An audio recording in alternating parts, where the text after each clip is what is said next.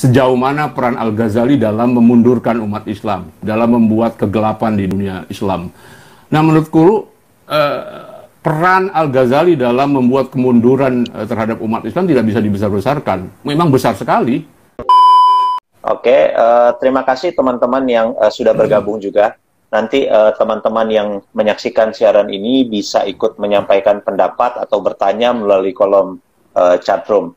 Ini diskusi yang menurut saya suatu buku, diskusi sebuah buku yang menurut saya sangat penting, baru diterbitkan oleh Kepustakaan Populer Gramedia, KPG. Ini judulnya Islam, Otoritarianisme, dan Ketertinggalan.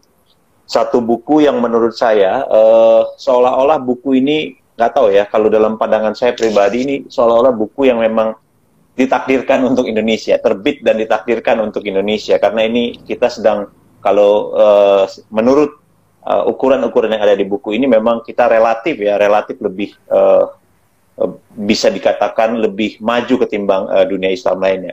Jadi buku yang ditulis oleh seorang pengarang, seorang profesor dari asal Turki yang mengajar di San Diego University, namanya Ahmet Kuru. Judulnya Islam, Otoritarianisme, dan Ketertinggalan. Ini bercerita atau berawal dari sebuah pertanyaan besar. Saya pikir ini satu pertanyaan juga yang pernah diajukan oleh sejarawan Bernard Lewis sesaat setelah tragedi September 11 ketika dia menulis buku What Went Wrong, katanya. Apa yang salah dengan dunia Islam? Ini juga yang diajukan atau menjadi pertanyaan besar dari riset Kuru tentang apa yang terjadi di dunia Islam saat ini. Dia mengutip Ahmet Kuru dalam buku ini, Data Freedom House tahun 2018, bahwa hanya 14% dari negara berpenduduk Muslim yang mempunyai demokrasi elektoral, ada pemilihan umumnya. Jauh di bawah rata-rata dunia yang ada pada kisaran 60%. Kemudian secara sosioekonomi, negara berpenduduk mayoritas Muslim juga tertinggal. Pada saat dunia rata-rata $14.000 pendapatan per kapitanya, negara Muslim itu $9.000 per kapita. Kemudian tingkat literasi dunia 84%, sementara negara Muslim itu 73%. Usia sekolah juga 7,5% di dunia Islam. Di dunia lain rata-rata dunia, sementara dunia Islam hanya 5,8 tahun masa sekolah.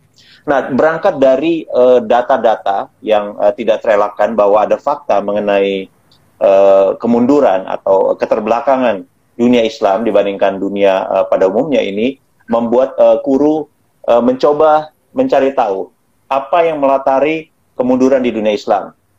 Paling tidak ada 3 teori besar yang dibabarkan oleh Kuru dalam buku ini yang selama ini dipercaya menjadi penyebab kemunduran dunia Islam. Teori pertama sifatnya lebih esensialis, muncul dari orang seperti Bernard Lewis yang menganggap bahwa ada masalah doktrinal di dalam Islam yang membuat para pemeluk Islam ini tidak bisa kompatibel dengan kemajuan, dengan modernisasi, dengan demokrasi. Bernard Lewis itu bahkan bilang, kata dia, orang Islam itu nggak siap menerima pemilu langsung. Mungkin Bernard Lewis perlu lihat ke Indonesia juga, atau ke beberapa negara lain yang sebetulnya bisa mematahkan argumen Lewis tadi. Kemudian argumen kedua, postkolonialisme, bahwa penyebab kemunduran di dunia Islam ini adalah karena imperialisme Barat. Ini juga dipatahkan oleh Kuru lewat buku ini yang menjelaskan bahwa kemunduran di dunia Islam itu sudah terjadi sebelum adanya kolonialisme Barat. Dan yang terakhir, ini yang menarik, menurut saya pendekatan yang paling menarik, yang disampaikan oleh, atau teori yang dikembangkan oleh Acemoglu, seorang ekonom peneliti yang menyebutkan bahwa kemajuan demokrasi itu bisa diperkuat kalau ada institusi yang kuat. Dan biasanya institusi yang kuat itu berkembang kalau misalnya jenis ekonominya itu bukan jenis ekonomi yang ekstraktif. Artinya lebih pada sifatnya perdagangan dan mengandalkan pajak pendapatan negara. Malam ini kita akan mendiskusikan buku ini. Saya mengundang seorang peneliti dan juga penulis, seorang intelektual, peneliti Islam, Lutfi Asyokani. Mas Lutfi, selamat malam, Mas. Selamat malam, Andi. Saya sudah kasih pengantar singkat, mencoba sesingkat mungkin bercerita untuk mengantarkan buku penting ini. Saya ingin memulai dari Mas Lutfi dulu, pendapat Mas Lutfi. Apa bagian paling penting atau paling menarik dari buku Ahmet Kuru ini? Iya, pertama saya mau bilang terima kasih dulu nih, Ndi, ya, sama kamu yang sudah mengundang saya untuk diskusi buku Ahmed Kuru ini. Belakangan saya sulit sekali menghabiskan sebuah buku. Kalau bukan untuk tujuan diskusi, saya tuh rada malas menamatkan buku sampai tuntas. Biasanya saya membaca daftar isi dan memilih bab-bab tertentu. Tetapi karena ini untuk diskusi buku dan saya merasa tidak fair kalau mendiskusikan buku tidak membaca tuntas bukunya. Nah, Andi sudah meminta agak lama ke saya, tapi saya bilang beri saya waktu untuk menuntaskan buku ini dulu. Dan sebetulnya saya sudah punya versi digital buku ini sudah agak lama, beberapa bulan yang lalu ya. Tetapi saya baca mukaddimahnya, setelah itu saya ada kesibukan lain, lupa meneruskan. Nah, untuk tujuan diskusi ini saya membaca tuntas dan kesan saya ya buku ini memang luar biasa. Jadi ini adalah salah satu buku, khususnya buku tentang sejarah Islam yang bisa disejajarkan dengan buku-buku, ini akan menjadi buku klasik ya. Saya kebayang membandingkan buku ini dengan cara Harari mencoba menyederhanakan sejarah manusia yang panjang di dalam Sapiens. Ini adalah sejarah umat Islam yang panjang selama 14 abad yang disederhanakan dengan begitu banyak data, meskipun singkat-singkat, tapi hampir semua buku, hampir semua nama-nama penting itu ada di dalam buku ini, yang dia tulis secara bagus sekali dalam bentuk kronologis. Dan saya kira dalam hal itu Ahmed Kuru sangat-sangat sukses ya. Buku ini tentu saja memperkaya literatur yang belakangan menjelaskan tentang kenapa suatu bangsa atau suatu negara gagal ya. Kita tahu Jared Diamond beberapa tahun lalu menulis buku Collapse. Dia menjelaskan kenapa suatu bangsa atau suatu negara itu maju, negara lainnya itu mundur. Tadi juga ada buku yang sudah disebutkan Andi, Darren Acemoglu dan James Robinson, buku yang sangat terkenal, Why Nations Fail, yang juga disebut oleh Ahmed Kuru di sini. Buku Kuru ini sebetulnya bisa diletakkan dalam literatur itu, mencoba menjelaskan kenapa suatu negara itu terbelakang, kenapa suatu negara itu mundur. Nah, yang menarik Andi, pertanyaan kenapa negara Muslim atau kenapa umat Islam itu mundur, ini sebetulnya pertanyaan klasik yang sudah muncul sejak akhir abad 19. Ya. Sejak akhir abad 19, ada seorang intelektual muslim namanya Shakib Arsalan, intelektual muslim dari Lebanon, pernah menulis artikel yang diterbitkan di majalah Al-Manar yang diasuh oleh Rashid Ridha, muridnya Abduh. Dan yang menarik adalah artikel itu yang kemudian menjadi buku, judulnya Limadza ta'akhkharal muslimun wa limadza taqaddama ghairuhum. Kenapa umat Islam itu mundur dan bangsa-bangsa lain maju? Ya, dia menulis judulnya seperti itu. Kenapa umat Islam mundur dan negara-negara atau bangsa-bangsa lain maju? Yang menarik, makalah atau artikel ini dia tulis sebagai jawaban dari sebuah surat yang dilayangkan oleh seorang pembaca Al-Manar dari Jawa, dari Indonesia. Menarik itu. Menarik. Jadi ada hubungannya sama kita gitu. Jadi ada seorang pembaca Al-Manar dari Jawa menulis surat ke redaksi Al-Manar dan mempertanyakan itu. Dan Shakib Arsalan salah satu, dia bukan redaktur, tapi di situ sering dikasih ruang untuk memberikan jawaban kepada pertanyaan-pertanyaan dari surat pembaca. Dia menulis makalah itu dan kemudian menjadi buku, diterbitkan tahun 40-an buku itu. Ya judulnya itu tadi, kenapa kaum muslim mundur dan negara-negara lain itu maju. Nah, bukunya Kuru kurang lebih ya seperti itu. Dia ingin mencoba mengulang pertanyaan Shakib Arsalan dan mencari jawaban baru. Kalau kita baca bukunya Arsalan, pertanyaan kenapa kaum muslim mundur itu kan karena kondisinya atau situasinya jelas sekali, terang benderang muslim dalam keadaan tidak bebas. Hampir semua negara muslim berada di bawah kolonialisme, sebagian besar muslim, negara muslim pada saat itu illiterate, buta huruf, dan tentu saja hidup dalam kemiskinan. Tetapi sekarang ini kalau kita bertanya apakah negara-negara Muslim mundur, kita perlu data, ya kan? Apa data itu? Nah, itu yang di bagian-bagian awal oleh Kuru, dia menyajikan beberapa indeks yang tadi sudah Andi jelaskan ya. Ada indeks demokrasi, ada indeks kebebasan, ada indeks kesejahteraan, ada indeks pendidikan, indeks inovasi, dan seterusnya, dan seterusnya. Yang dari seluruh indeks itu, tidak ada satupun negara Muslim yang masuk misalnya dalam ranking 20 besar, 40 besar, 30 besar, tergantung indeks apa yang kita bicarakan. Intinya adalah, kenapa negara Muslim atau kaum Muslim yang sering disanjung, sering dibilang oleh para ulamanya sebagai umat yang terpilih, umat sebaik-baik umat dan seterusnya, tapi dalam segala bidang, dalam segala hal itu jeblok, gitu. Dalam berbagai indeks yang kredibel yang kita bisa saksikan sekarang itu jeblok. Nah, sebetulnya Kuru ingin menjawab itu. Tadi Andi sudah menjelaskan ada dua teori besar lah ya. Penjelasan. Sebetulnya banyak sekali penjelasan itu, tapi Kuru mencoba meringkasnya pada dua, yaitu bahwa Islam sulit maju karena pada dasarnya secara esensial itu Islam memang anti kemajuan. Karena itu dia menyebut orang-orang yang mendukung tesis ini sebagai kaum esensialis. Bahwa Islam secara inherent itu tidak kompatibel dengan kemajuan. Itu yang disebut di dalam teori-teori demokrasi disebut sebagai Islamic exceptionalism. Kalau Anda baca buku artikel-artikel di Journal of Democracy tahun 90-an, ada artikel judulnya Islamic exceptionalism. Jangan bicara demokrasi di dunia Islam, karena Islam adalah pengecualian. Kira-kira begitulah. Nah, Kuru mengatakan bahwa sebab atau penjelasan pertama, karena Islam tidak kompatibel dengan kemajuan, Islam tidak kompatibel dengan demokrasi, tidak kompatibel dengan kebebasan dan seterusnya. Itu yang menjelaskan kenapa Islam tidak bisa maju.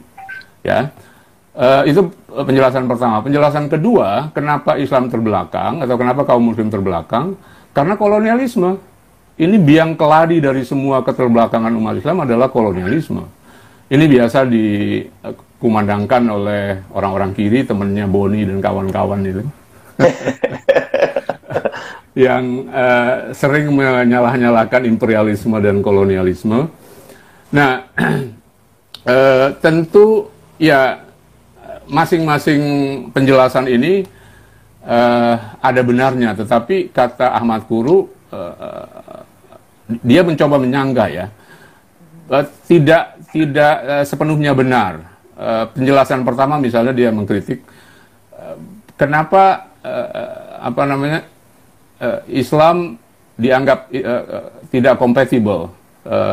Padahal menurut dia tesis ini keliru atau penjelasan ini tidak benar karena pada satu masa Islam pernah berjaya gitu. Ya. Pada 4 abad pertama itu Islam menjalani era keemasan di mana ketika itu Eropa berada dalam dark ages atau zaman kegelapan. Jadi tesis tentang Islamic essentialism itu ditolak dengan bukti-bukti sejarah bahwa Islam pernah memproduksi pengetahuan yang begitu luar biasa gitu. Alasan kolonialisme juga disanggah oleh Kuru. Alasannya sebelum kolonialisme datang umat Islam sudah lemah. Umat Islam sudah mundur, umat Islam sudah kemunduran gitu. Iya, bahkan menurut dia kolonialisme ada itu karena umat Islam lemah. Bukan karena kolonialisme yang menyebabkan umat Islam lemah, tetapi karena kondisi umat Islam lemah mudah sekali diintervensi oleh negara lain.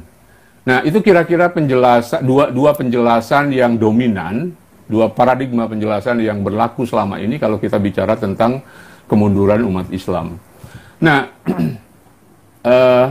Kuru mencoba mentrace apa sih sebab utama dari keterbelakangan dan persoalan yang dihadapi oleh kaum Muslim atau negara-negara Muslim sekarang ini. Dia tentu saja mempelajari banyak sekali teori-teori tentang jatuh bangunnya demokrasi, tentang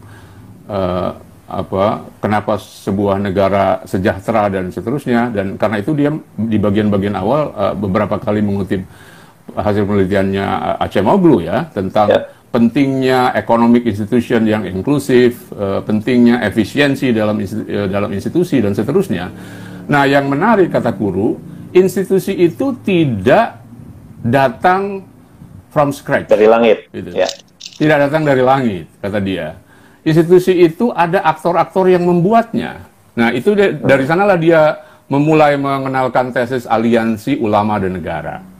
Jadi, kalau mau ditanya apa sih inti dari bukunya Ahmed Kuru itu, intinya adalah bahwa dia mengatakan seluruh kemunduran yang dirasakan oleh kaum muslim sekarang, biang keladinya adalah aliansi ulama dan negara. Dan secara spesifik, dia mengatakan bahwa aliansi ulama negara itu baru dimulai pada abad ke-11.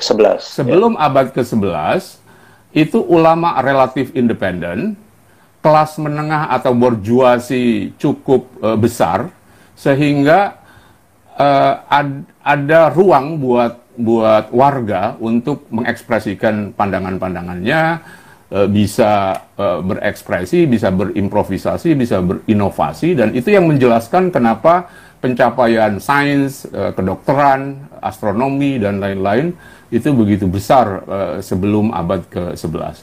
Nah, kira-kira itu secara umum, Andi, ya, sebagai pengantar. Jadi yang ingin dikatakan oleh Kuru adalah tesis dia itu bahwa aliansi ulama negara itu yang menyebabkan mundurnya umat Islam. Itu kira-kira, Andi. Ya, thank you Mas Lutfi. Ini memang penjelasan Kuru ini menarik banget. Kita bisa bahas satu persatu ya. Misalnya ketika dia menjelaskan atau menolak argumentasi atau teori kelompok esensialis yang menyebabkan bahwa Islam nggak bisa maju karena ada persoalan dengan doktrinnya. Kuru menjelaskan bahwa nggak benar, seperti tadi Mas Lutfi sudah sebutkan juga. Dia menjelaskan pada pertengahan 800 sampai 1190-an itu ada masa Islam tidak ada masalah misalnya dalam ide mengenai pemisahan antara negara dan agama. Jadi misalnya Kuru itu menggunakan perspektif 4 kelas ya, interaksi 4 kelas di dalam masyarakat yang menurut dia menentukan kemajuan suatu negara. Kelas yang dimaksud itu adalah pertama itu kelas intelektual, para filsuf dan para saintis menurut Kuru. Ini yang disebut sebagai kelompok intelektual. Kemudian kelas pedagang, kelompok pedagang yang independen. Kemudian yang ketiga itu adalah kelompok ulama. Ulama yang didefinisikan oleh Kuru di dalam buku ini adalah ulama yang bisa disebut sebagai penjaga konservatisme atau jadi benteng konservatisme, kelompok konservatif, ulama konservatif. Dan yang keempat adalah negara, dalam hal ini spesifik militer yang disebutkan oleh Kuru. Nah, kalau dalam perspektif Kuru, pada masa tahun 800-an sampai hampir 1200 tadi, itu adalah masa-masa keemasan di mana di dunia Islam itu perdagangan berkembang begitu pesat dan juga ilmu pengetahuan. Pada masa itu Kuru misalnya menyebut, nanti Mas Lutfi mungkin bisa menceritakan, bahwa para intelektual di dunia Islam pada masa itu hidup dengan didanai oleh para pedagang independen. Jadi para pedagang independen secara sadar menghargai, mengapresiasi kaum intelektual dan mendanai kehidupan mereka untuk menulis, riset dan lain sebagainya. Ini satu hal yang menurut Kuru menjelaskan kenapa pada masa tahun 800 sampai 1200 Islam berkembang begitu luar biasa dan itu mulai mengalami kemunduran. Ini yang menjadi tesis utama Kuru ya Mas Lutfi ya, bahwa pada abad 11 Islam itu mulai mengalami kemunduran karena ada dua hal menurut Kuru yang muncul. Ada ancaman dari Barat, dari para Crusaders dalam konteks perang salib, dan yang kedua dari bangsa Mongol. Jadi pada masa itu dunia Islam ini sedang dicekam ancaman dari dua kelompok yang membuat mereka itu membutuhkan kehadiran militer dalam hal ini, kekuatan militer, para tokoh-tokoh perang, panglima-panglima perang, para di Turki itu fakir atau apa Mas Lutfi ya, kalau nggak salah, atau ada satu istilah panglima perang seperti Saladin dan lain sebagainya yang dijadikan hero dan kemudian menjadi role model karena dianggap sukses bisa mengalahkan para crusaders atau para invaders dari Mongolia.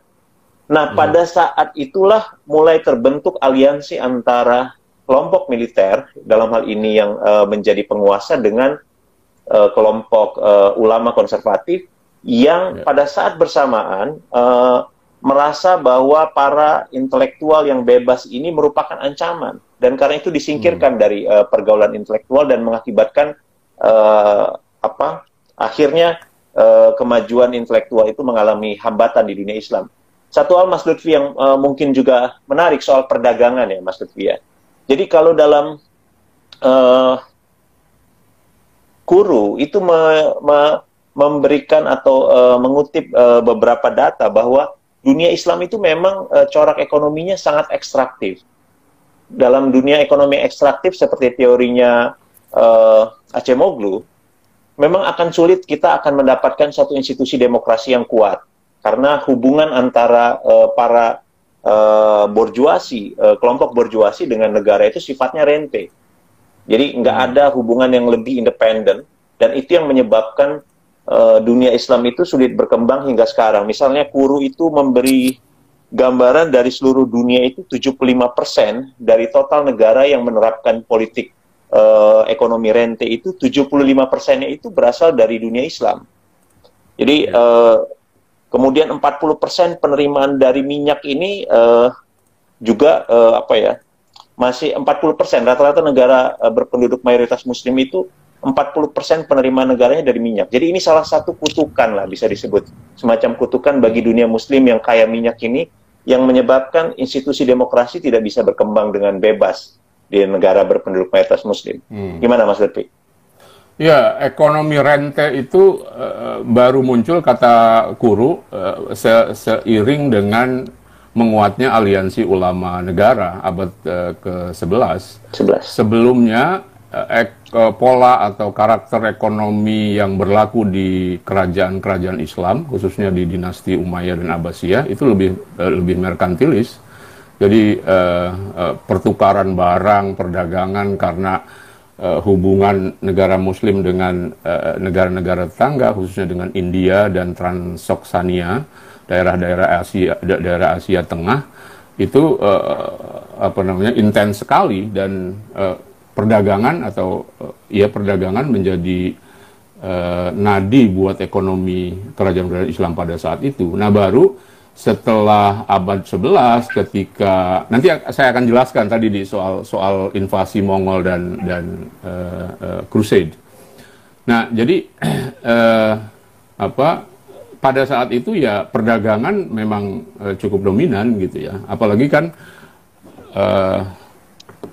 Islam pada saat itu masih terus berekspansi ke daerah-daerah baru. Nah, ada satu sistem yang di dalam buku Kuru disebut sebagai Iqta sistem Iqta. Ya. Iqta itu adalah distribusi kayak semacam land reform gitu yang dilakukan oleh negara, diberikan kepada warga untuk dikultivasi dan kemudian dari sana dipungut pajak, tetapi di bawah kontrol tentara di setiap negara-negara atau provinsi Islam. Nah, ekonomi rente itu baru muncul pada abad 11 ketika Iqta sistem itu dimulai, gitu. Nah, saya mau komentari sedikit Andi tadi soal munculnya aliansi atau menguatnya aliansi ulama negara itu akibat Crusade dan serangan Mongol.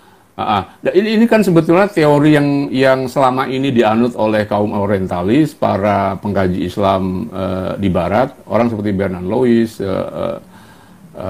Montgomery Watt, selalu menyebut-nyebut itu, bahwa salah satu sebab kemunduran umat Islam adalah karena ada dua serangan dari luar yang luar biasa, yaitu serangan tentara salib dari Barat dan serangan Mongol dari Timur.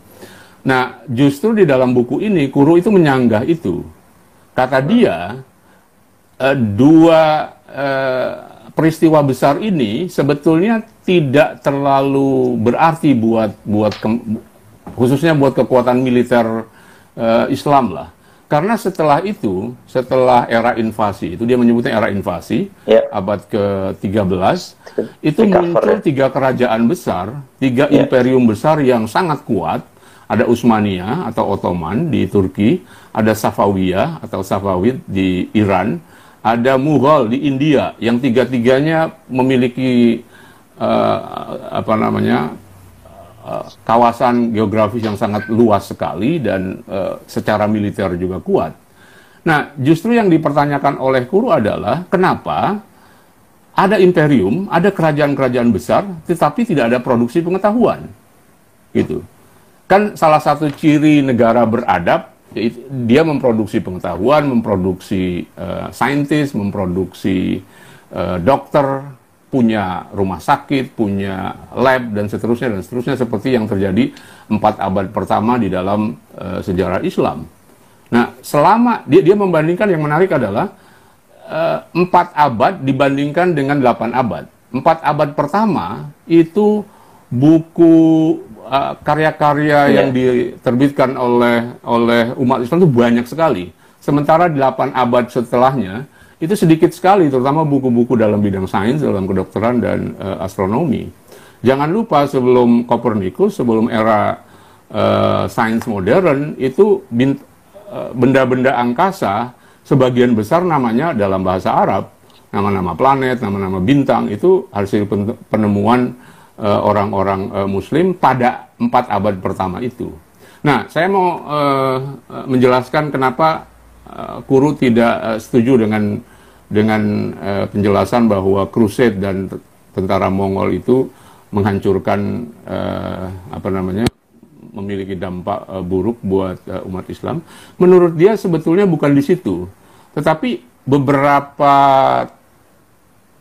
abad sebelum itu, 1 atau 2 abad sebelum itu, faktor internal konflik internal yang lebih menentukan. Jadi aliansi ulama dan negara itu dibentuk bukan karena invasi, karena invasi itu ada setelah aliansi sebetulnya. Pembentukan aliansi ya? Ya, pembentukan aliansi itu secara spesifik Kuru menyebutkan terjadi pada masa Khalifah Al-Qadir. Khalifah Al-Qadir ini penting sekali menurut saya, tetapi jarang sekali disebutkan dalam atau diajarkan dalam sejarah Islam. Al-Qadir ini khalifah yang mengeluarkan dekrit yang dikenal sebagai dekrit Baghdad gitu, atau ya pokoknya dokumen yang diumumkan yang intinya adalah memberengus kelompok-kelompok yang bukan Sunni. Jadi ada ketika itu beberapa mazhab Islam yang cukup besar, ada Mu'tazilah, ada Syiah, ada Khawarij sudah semakin sedikit, tetapi masih ada kelompok-kelompok Khawarij. Tapi intinya adalah dekrit itu secara masif itu disebarluaskan ke kota-kota Islam agar atau punya justifikasi untuk memusuhi, bahkan melakukan kekerasan, tindakan intoleran kepada orang-orang non-Sunni gitu. Nah, kenapa dekrit itu dikeluarkan? Karena pada saat itu abad ke-10 itu adalah abad Syiah. Ini juga yang banyak orang-orang Sunni tidak tahu, ya. Jadi abad 10 itu dunia Islam dikuasai oleh Syiah. Kalau tidak ada Khalifah Al-Qadir, maka mungkin sekarang mayoritas penduduk bumi, penduduk Muslim di muka bumi ini adalah Syiah. Gitu. Karena pada saat itu ada Fatimiyah di Kairo, ada Idrisiyah di Maghrib, ada Karamitah di daerah Teluk dan daerah Saudi, daerah Teluk Arab dan seterusnya. Itu hampir semua kawasan Timur Tengah itu dikuasai oleh kerajaan-kerajaan Syiah pada abad ke-10 ya. Nah, dan mereka juga karena bersaing dengan kerajaan Abbasiyah itu mendirikan beberapa mercusuar pengetahuan. Al-Azhar yang kita kenal sekarang itu kan bukan produksi Sunni, itu produksi Syiah. Kemudian beberapa universitas di Maroko dan Tunisia yang tua itu adalah produksi Syiah juga gitu. Jadi waktu itu ada kompetisi untuk membangun ikon-ikon intelektual lah kira-kira gitu. Nah, melihat itu dan beberapa kali Abbasiyah itu tersingkir oleh raja-raja Syiah, dan ibu kota Baghdad yang jatuhnya Baghdad itu sebetulnya bukan 1258. Baghdad beberapa kali jatuh oleh invasi kerajaan-kerajaan Syiah.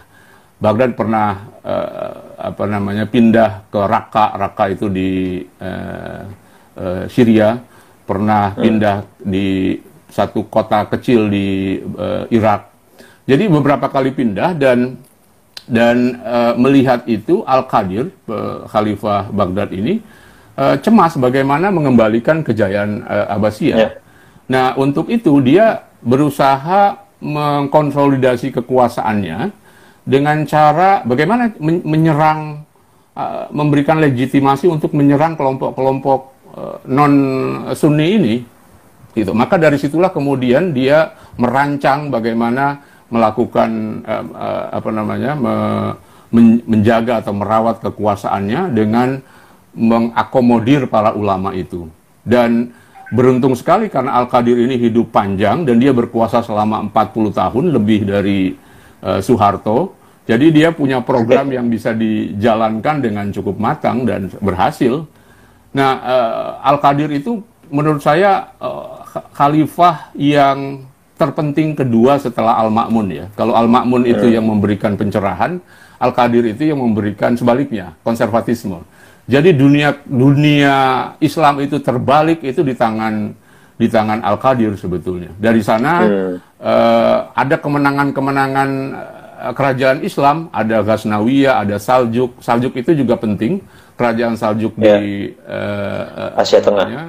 Asia Tengah. Itu dari kerajaan Saljuk yang terkenal rajanya namanya Alp Arslan, perdana menterinya Nizamul Muluk. Nizamul Muluk itu meng-hire satu orang pintar namanya Abu Hamid Al-Ghazali. Nizamul Muluk ini adalah intelektual politisi. Dia diangkat sebagai perdana menteri oleh kerajaan Saljuk. Nah, kerajaan Saljuk ini lebih berkuasa dari Abbasiyah sebetulnya. Jadi dia kerajaan, disebutnya sultan. Sultan itu di bawah khalifah. Jadi khalifah ini sebagai simbol aja. Khalifahnya tetap Abbasiyah, tetapi de facto yang berkuasa adalah Saljuk. Nah, waktu Nizamul Muluk ini gelar, namanya Hasan bin Muhammad nah, Nizamul Muluk ketika menjadi perdana menteri, dia mendirikan namanya sekolah Nizamiyah. Ini penting nih.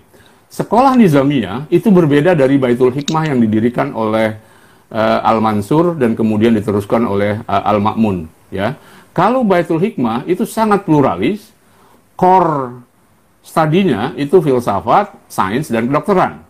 Ya, itu Baitul Hikmah. Jadi karena proyek Al-Ma'mun pada waktu itu adalah menerjemahkan buku-buku Yunani, menerjemahkan buku-buku dari India dan Parsi. Jadi yang menjadi fokus utamanya adalah tiga itu: sains, kedokteran, dan filsafat.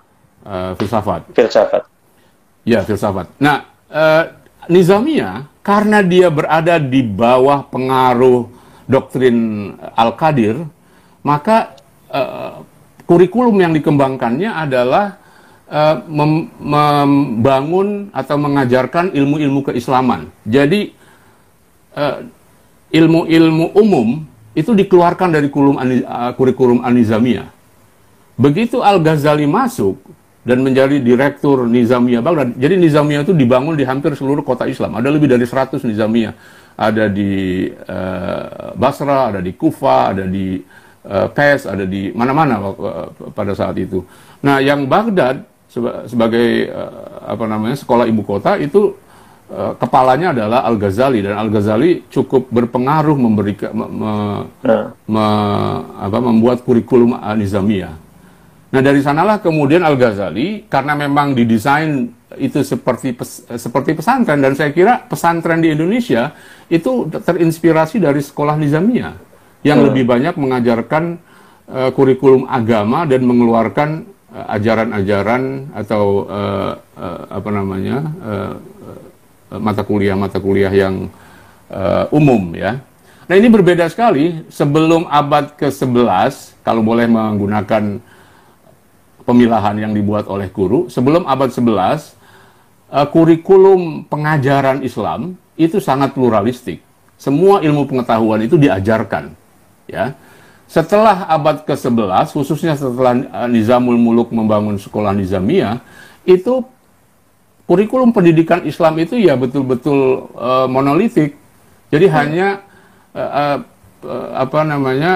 mata pelajaran Islam yang diajarkan, mata pelajaran umum itu dikeluarkan dari kurikulum. Nah, ini yang menjelaskan kenapa Al-Ghazali kemudian menulis buku Ihya Ulumuddin, gitu, menghidupkan ilmu-ilmu agama. Dia juga mengkritik para filosof, dia mengkritik orang-orang Syiah. Iya. Nah, menurut Quru ini adalah dosa Al-Ghazali yang tidak terampuni. Jadi ada perdebatan apakah sejauh mana peran Al-Ghazali dalam memundurkan umat Islam, dalam membuat kegelapan di dunia Islam. Nah, menurut Quru, peran Al-Ghazali dalam membuat kemunduran terhadap umat Islam tidak bisa dibesar-besarkan. Memang besar sekali, gitu. Sejauh mana peran Al-Ghazali dalam memundurkan umat Islam, dalam membuat kegelapan di dunia Islam. Nah, menurut Quru, peran Al-Ghazali dalam membuat kemunduran terhadap umat Islam tidak bisa dibesar-besarkan. Memang besar sekali, gitu. Karena dia merancang kurikulum yang sangat monolitik, mengeluarkan ilmu-ilmu umum, dan menyerang para filosof. Dan jangan salah, Al-Ghazali menghalalkan darah para filosof. Gitu. Dia menganjurkan, bukan menganjurkan, tapi dia mengatakan bahwa filosof membolehkan para filosof itu sudah sesat, keluar dari Islam, dan karena itu boleh dibunuh. Kata Quru, memang Al-Ghazali bukan yang pertama berpendapat seperti ini, tapi dia sebagai seorang tokoh yang punya otoritas besar, itu luar biasa pengaruhnya buat kaum muslim, khususnya di kalangan Sunni.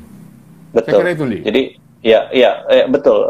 Jadi memang faktor Al-Ghazali ini jadi catatan khusus ya, yang disampaikan oleh Quru dalam buku ini, bahwa penyebab kemunduran di dunia Islam itu adalah Ghazali, karena menarik dunia Islam yang sebelumnya sudah akrab, sudah dekat dengan filsafat dan ilmu pengetahuan, menjadi kembali ke dalam hal-hal yang sifatnya sufisme dan lain sebagainya, yang membuat Islam itu kemudian menjauh dari tradisi ilmu pengetahuan. Ini pandangan Quru yang dikutip di buku ini, ya. Dan ada hal yang menarik, Mas Lutfi, karena memang Mas Lutfi tadi menyebut bahwa setelah invasi dari para Crusaders dan juga Mongol, dunia Islam pulih. Memang betul, dunia Islam menurut Quru memang pulih secara militer, secara ekonomi, tapi yang tidak pulih adalah secara intelektual, karena terjadi semacam pembusukan di kalangan dunia Islam yang kemudian terus berlanjut. Bahkan misalnya Quru di dalam buku ini memberikan contoh bahwa di antara sekian banyak temuan-temuan penting dari ilmu pengetahuan itu, misalnya ya, dia membandingkan antara Islam dan Barat dalam soal ini. Misalnya Barat itu memanfaatkan bubuk mesiu, kemudian ada kompas kompas, kemudian mesin cetak. Di dunia Islam, menurut Quru, yang lebih banyak dimanfaatkan adalah bubuk mesiu. Sementara yang dua, terutama cetak ya, mesin cetak itu baru berkembang, dimanfaatkan di dunia Islam itu 274 tahun setelah ditemukan. Jadi menurut Quru di dalam buku ini juga disebutkan ini penyebabnya adalah para ulama-ulama konservatif ini tidak ingin kehilangan monopoli pengetahuan atas agama. Mereka sedang menikmati privilege mereka dan berusaha membendung sekuat tenaga agar tradisi cetak, tradisi bacaan ini bisa berkembang melalui temuan teknologi cetak. Jadi bayangkan pada saat Barat sudah menggunakan mesin cetak, di dunia Islam 274 tahun kemudian baru mesin cetak itu bisa dipergunakan. Di juga ada catatan misalnya di Ottoman pada tahun 1900 menurut guru itu tingkat literasinya hanya 1%. Sementara di Eropa itu sampai 31%. Jadi ini catatan yang menurut saya sangat penting. Dan menarik dari guru adalah bagaimana dia menempatkan dunia pemikiran, bagaimana dia mencatat asal-muasal kemunduran dalam dunia pemikiran di dunia Islam lewat pendekatan yang dari pendekatan sejarah. Nah, Mas Lutfi, ini kita punya waktu sekitar 18 menit. Saya sebetulnya sudah menawarkan di forum ini, kalau ada yang mau bertanya lewat chatroom, silahkan, tapi kelihatannya pada menyimak. Oke, kita masih lanjut diskusi. Saya ingin masuk ke babak diskusi kita berikutnya. Jadi ada yang bertanya nggak, Nindi? Saya baru ada komentar-komentar lepas saja. Ada komentar-komentar lepas saja. Ada yang Teh Neng Dara Afia hadir, katanya merapat. Kemudian beberapa teman juga, ada Nirwan, ada Gani, ada Adi, Rafli, dan lain-lain. Jadi bagaimana kita melihat buku ini dan merefleksikannya dalam konteks demokrasi kita. Jadi sebetulnya membaca buku ini saya ada semacam kelegaan juga, melihat bahwa kita sebetulnya relatif jauh lebih maju dibandingkan negara-negara berpenduduk muslim lainnya.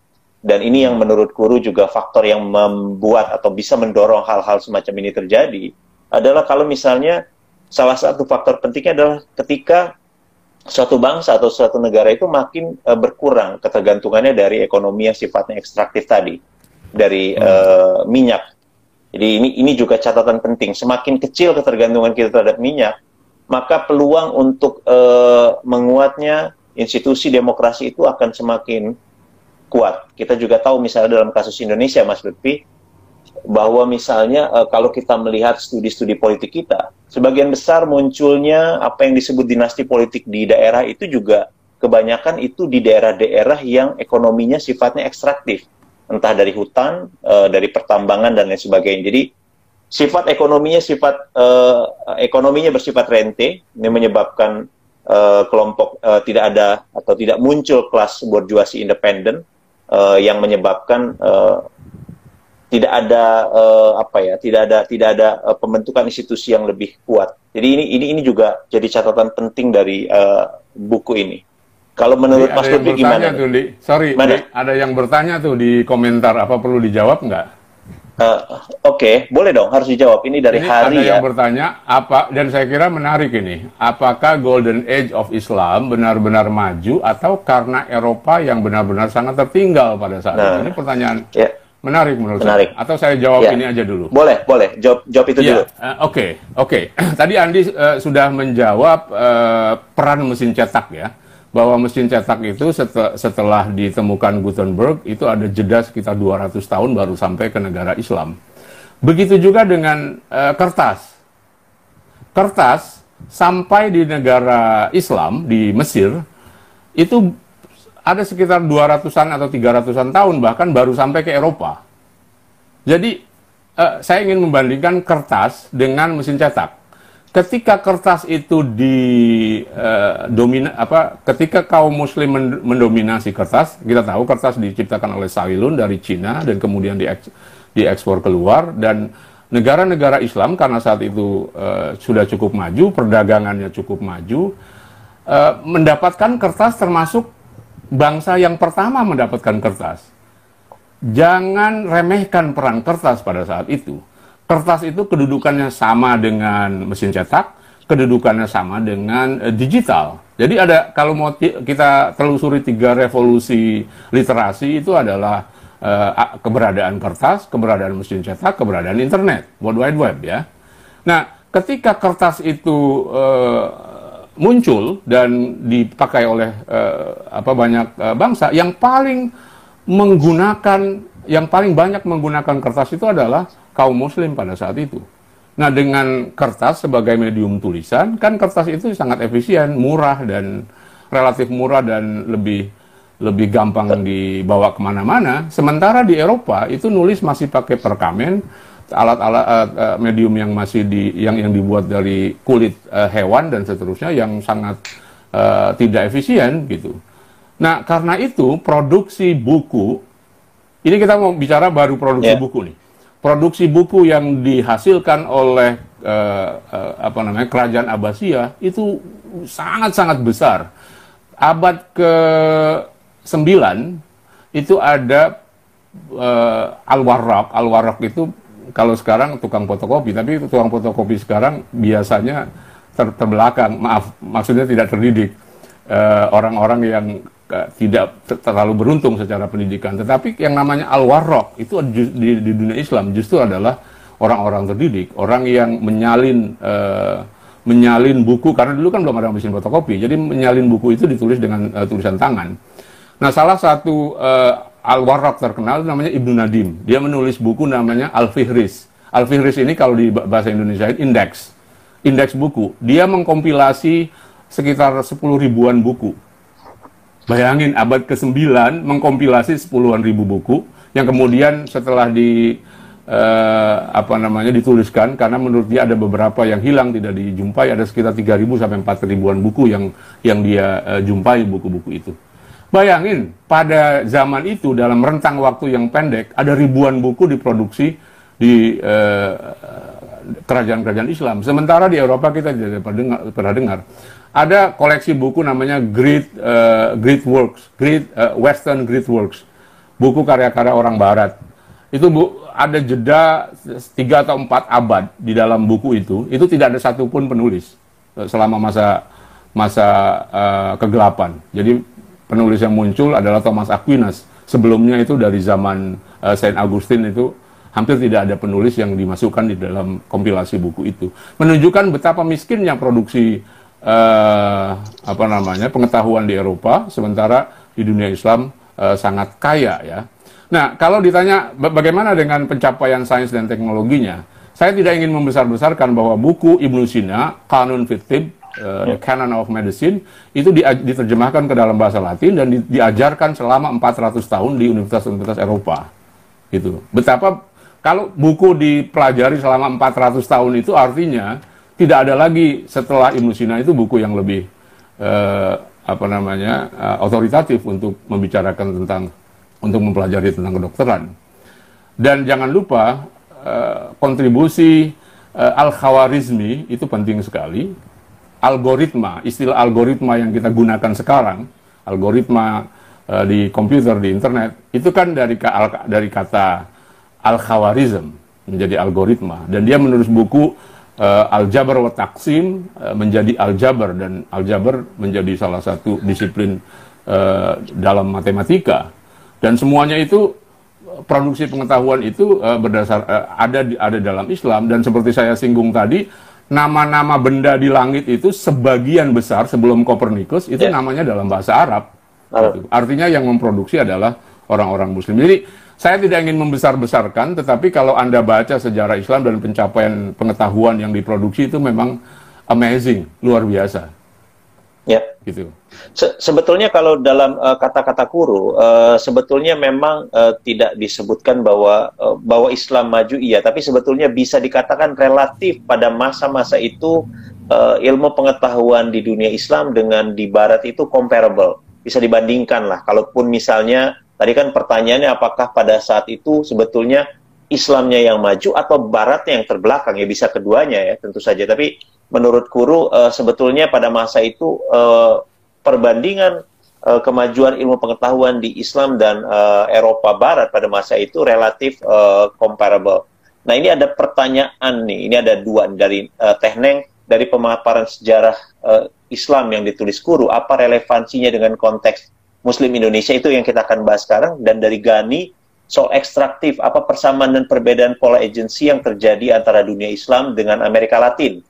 Lalu bagaimana kita menjelaskan negara demokrasi yang ekstraktif juga sebenarnya. Nah, ini perlu ada diskusi yang agak terpisah ini ya tentang teorinya Acemoglu sebetulnya. Ini memang disebut selintas oleh Kuru, tapi ini bukan jadi satu tesis utama, tapi ini jadi memperkuat argumen kenapa terjadi kemunduran di dunia Islam.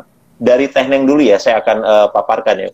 Kalau dalam pandangan saya, Mas Lutfi, salah satu kontribusi penting dari paparan sejarah mengenai dunia Islam dan juga kemundurannya ini jadi pelajaran penting bagi Indonesia, bahwa salah satu ancaman kemunduran itu sumbernya adalah ketika terjadi aliansi antara kekuasaan dan agama. Ini jadi catatan penting, jadi pelajaran terpenting bagi kita untuk memulai kesadaran bahwa kalau misalnya agama masuk ke dalam wilayah politik, maka itu akan menjadi sumber masalah atau bahkan menjadi sumber awal mula kemunduran suatu bangsa. Ini yang saya pikir harus jadi kesadaran penting di Indonesia sekarang. Dan kita sebetulnya beruntung sekali, dari sekitar 49 negara berpenduduk mayoritas Muslim, Indonesia bisa dikatakan negara yang relatif paling maju dibandingkan negara lainnya. Kita punya pemilihan umum secara bebas, secara terbuka, relatif punya kebebasan dalam berbicara dan berpendapat di dunia Islam. Apalagi kalau perbandingan ya, kita kalau bicara soal kebebasan atau demokrasi, tentu perbandingannya dalam konteks ini adalah negara-negara berpenduduk mayoritas Muslim lainnya, di mana orang ketika bicara bisa dipenjara puluhan tahun di Saudi, seorang blogger misalnya, atau misalnya bahkan ada yang dipersekusi sampai mati dan lain sebagainya. Nah, jadi kalau menurut pandangan saya, buku ini memperkuat keyakinan kita bahwa apa yang sedang kita jalani sekarang ini, memilih sebuah jalan demokrasi, ini adalah pilihan terbaik untuk kemajuan kita. Dan alhamdulillah ini Indonesia ini kalau dalam ngelihat bagaimana perbandingan dengan negara-negara lain, ini kita ada di jalur yang relatif sudah benar lah. Ya ada persoalan tentu 1-2, tapi memang kita tracknya ini udah benar lah, kurang lebih begitu kalau dalam pandangan saya. Mas Lutfi gimana, Mas?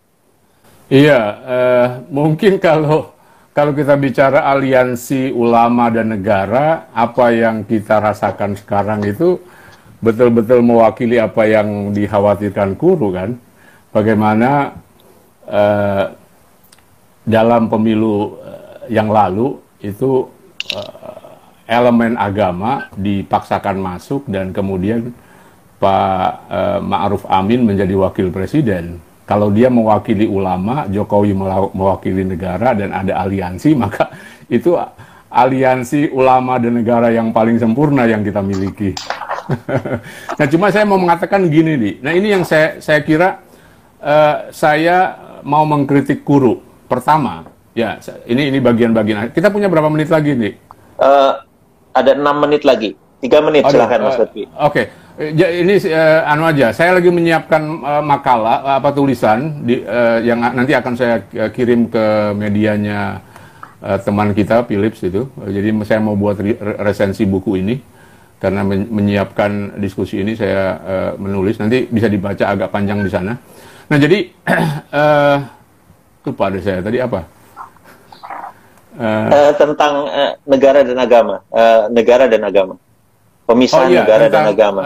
Gini, tentang aliansi ya, tentang aliansi. Kritik saya terhadap Guru, itu jangan-jangan itu bukan soal aliansinya, tetapi masalah absennya kebebasan. Karena kalau bicara tentang aliansi ulama dan negara atau aliansi agama dan negara itu sudah terjadi sejak awal sejarah Islam. Di dalam dinasti Umayyah ada ulama, di dalam dinasti Abbasiyah juga ada ulama. Jangan lupa. Nah, ini ya kritik kedua saya terhadap Guru. Guru tidak menjelaskan tentang berdirinya dinasti Abbasiyah.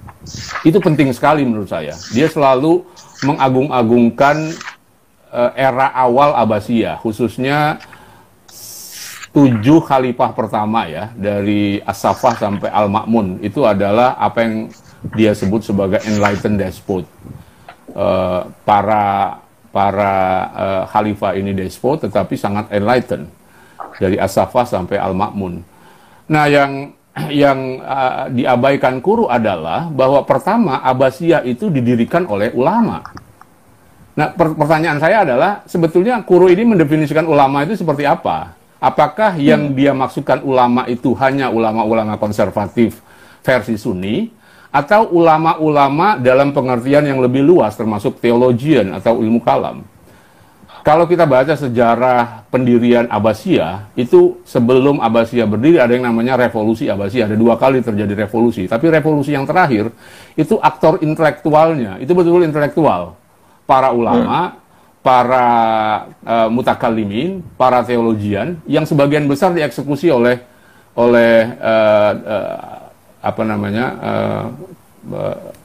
orang-orangnya Umayyah. Karena mereka betul-betul melakukan, kalau sekarang mungkin demonstrasi lah.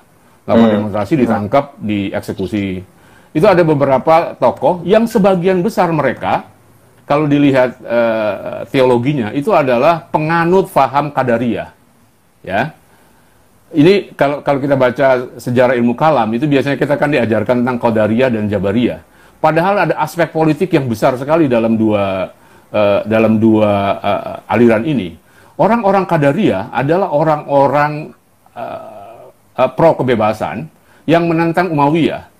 Merekalah aktor-aktor intelektual yang mendirikan Abbasiyah. Sebagian orang-orang ini kemudian dibunuh oleh Umayyah, sebagian diadopsi, diambil oleh As-Saffah dan kemudian oleh Al-Mansur sebagai penasehat raja, sebagai kepala perpustakaan, sebagai menteri dan seterusnya. Mereka ini ya sebagian para ulama. Nah, poin saya adalah aliansi ulama dan negara itu sudah terjadi sebelum abad 11. Pertanyaannya adalah bukannya persoalan aliansinya, tetapi ulama yang mana dan sejauh mana negara memberikan kebebasan pada masyarakat pada saat itu. Nah, menurut saya setelah abad ke-11 itu tidak ada ruang-ruang untuk kebebasan karena ada sumbangan Al-Ghazali di sana, karena ada sumbangan Al-Qadir di sana, karena ada sumbangan Nizamul Muluk di sana. Itu yang menyebabkan dunia Islam mundur dan kebebasan itu absen dari sana. Saya kira itu, Di. Tidak ada ruang-ruang untuk kebebasan karena ada sumbangan Al-Ghazali di sana, karena ada sumbangan Al-Qadir di sana, karena ada sumbangan Nizamul Muluk di sana. Itu yang menyebabkan dunia Islam mundur dan kebebasan itu absen dari sana. Saya kira itu, Di. Iya, sebetulnya ketika konteks Kuru menyebut soal aliansi negara dan agama itu, dia juga menjelaskan kalau dalam konteks modern itu adalah bagaimana itu terrefleksikan, termanifest dalam kelembagaan. Ya. Jadi ada 3 kategori yang dipakai Kuru. Yang pertama itu konstitusi. Apakah ada pemisahan yang jelas antara negara dengan agama? Itu sebabnya dia menyebutkan Indonesia bukan termasuk bagian dari aliansi tadi. Kemudian ada konstitusi yang mengakui Islam sebagai agama resmi. Ini yang kedua, kategori kedua. Dan yang ketiga itu merujuk syariah sebagai satu-satunya sumber hukum. Ini yang terjadi pada kasus Saudi dan beberapa negara lain. Jadi sebetulnya yang dimaksud Kuru adalah sesuatu yang sifatnya lebih terinstitusionalisasi. Bukan dalam terlembaga, bukan dalam bentuk hubungan interaksi yang memang ya seperti dalam politik kita sekarang gitu. Misalnya kita melihat politik kita sekarang ini, apakah ini bisa disebut sebagai aliansi negara dan agama? Kalau dalam kategori Kuru tadi, bukan, karena ini tidak terinstitusionalisasi bahwa aktor-aktornya kebetulan adalah berasal dari kedua elemen tadi. Itu sesuatu yang sifatnya faktual, tapi tidak bisa disebut sebagai sebuah aliansi. Ini saya mau ngecek waktu dulu sebentar, Mas Lutfi. Ada beberapa detik lagi saya ingin menyampaikan terima kasih kepada teman-teman nih yang sudah join. Nanti bisa dilihat, saya akan tampilkan hasil diskusi ini di feed Instagram saya. Senang sekali, terima kasih kepada semua yang sudah ikut mendengarkan diskusi ini ya, Mas Lutfi ya. Kita lain waktu kita akan diskusi. Kurang nih waktunya, Di. Kayaknya kurang, memang 1 jam. Bisa kita lanjutkan nanti. Bisa kita lanjutkan nanti untuk diskusi yang lebih spesifik ya, kaitkan dengan Indonesia atau sesuatu yang lain. Ini juga ada Rumadi kasih komentar last minute, teman-teman baru gabung dan kasih komentar. Nanti bisa dicek di Instagram saya dan Mas Lutfi. Instagram saya di link ini, Mas Lutfi Asyaukani, Instagram ininya akunnya. Silakan, terima kasih. Kita masih akan ketemu lagi suatu saat. Kita bisa bikin diskusi buku atau apapun yang pokoknya bebas ngobrol aja. Mumpung sekarang kita harus tinggal di rumah nih, Mas Lutfi. Oke, terima kasih Andi. Kamu sudah memaksa saya untuk baca buku sampai tuntas. Nggak rugi kan, tapi bukunya bagus ya.